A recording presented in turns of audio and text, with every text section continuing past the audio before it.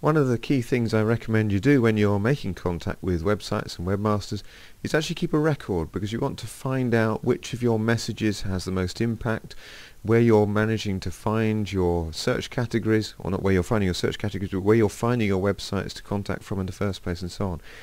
It's not essential that you do this, but I do highly recommend it. And for this purpose I've put together a spreadsheet as well.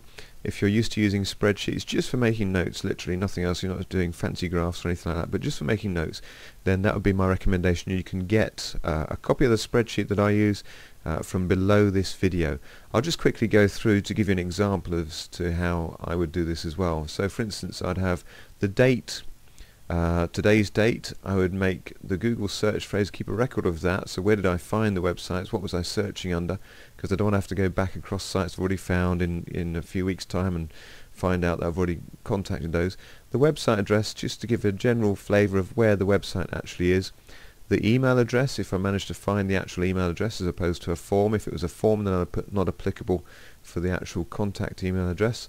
A name can be very useful, because once you start communicating with someone, you do want to build up a bit of a rapport. You are talking about a partnership, a joint venture with someone here, so you do want to get a name if you can, and it certainly helps if you've got a name to make the contact by actually using their name as well. The next column I've got, let me just scroll across a bit here, is message sent.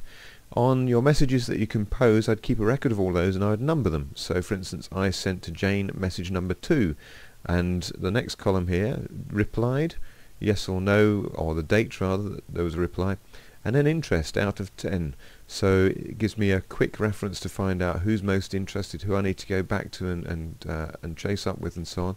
So Jane here was a 9 out of 10 interest, and then a column here for some notes, and I've put here, we'll take a look and need to follow up tomorrow.